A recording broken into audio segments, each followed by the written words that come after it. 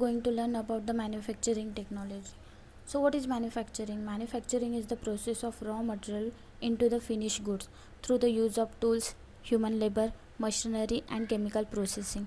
सो manufacturing एक ऐसी process है जिसमें रॉ मटेरियल को फिनिश गुड में कन्वर्ट किया जाता है. किसी भी रॉ मटेरियल को फिनिश गुड में कन्वर्ट करने के लिए उस रॉ मटेरियल पे डिफरेंट टाइप्स के ऑपरेशंस परफॉर्म किए जाते हैं. सो ये सब ऑपरेशन परफॉर्म्स करने के लिए हमें स्पेसिफिक टाइप की मशीनरी, स्पेसिफिक टाइप के टूल्स और उस टूल्स और मशीनरी को ऑपरेट करने के लिए ह्यूमन लेबर की ज़रूरत होती है.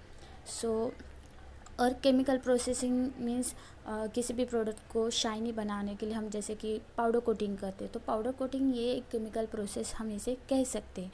सो manufacturing is very clear. Manufacturing is a process of converting raw material to finished good. So before going to start about manufacturing process, we should learn about the manufacturing engineering materials.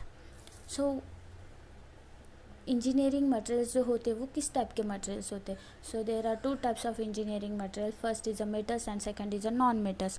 So metals जो होते हैं, metals के भी दो types होते हैं. उसका first type है ferrous metal and second is a non ferrous metal. So what is mean bye metals? Metals जो होते, metals is a solid substance that is usually hard, shiny and that heat and electricity can travel through it. Okay, जो metals होता है उसमें वो एक special properties होती है, सॉलिड होते हैं और उसमें मोस्ट ऑफ दी वो जो सॉलिड सब्सटेंस होता है हार्ड और शाइन होता है. और उसकी जो स्पेशल प्रॉपर्टीज़ है वो है कि उसमें हीट एंड इलेक्ट्रिसिटी ट्रैवल होती है. और जैसे कि फॉर एग्जांपल अगर आपने स्टील का एक ग्लास लिया, स्टील के ग्लास में आपने गर्म पानी रखा है, उस स्टील के ग्लास को अगर आप आउटसाइड से टच करोगे और पकड़ोगे हाथ में तो आपको वो गर्म लगेगा, आपको वो हीट उसकी महसूस होगी. क्योंकि उसमें से स्टील्स ऐसा मटेरियल है जो मेटल्स है, तो मेटल्स के लिए उसमें क्या होता है, उसमें हीट ट्रांसफ़र हो रही है. सो जो मेटल्स है इसके जो एग्जांपल्स है, first is iron, gold and steel.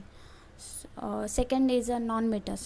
Non-metals is a brittle, usually has a poor thermal conductivity and electrical conductivity.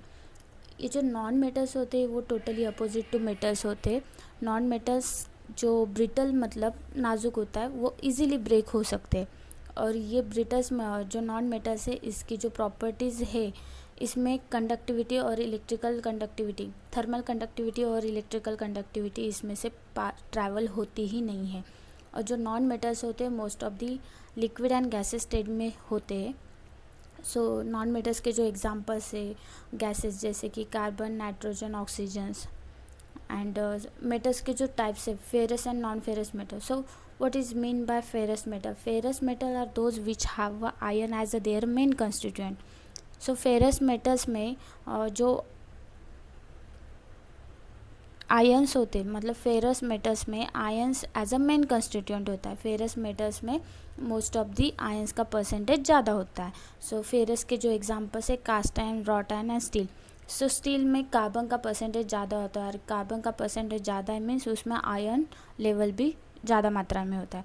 और non ferrous metal those which have a metal other than iron as their main constituent. Non ferrous metal totally vice versa है ferrous metal के. Ferrous metal में ions का percentage ज़्यादा होता है और non ferrous metal में आयंस का परसेंटेज होता ही नहीं है. सो नॉन फेरस मेटल्स के जो एग्जांपल्स है copper, aluminium, brass, tin and zinc. These are the engineering materials today we learn.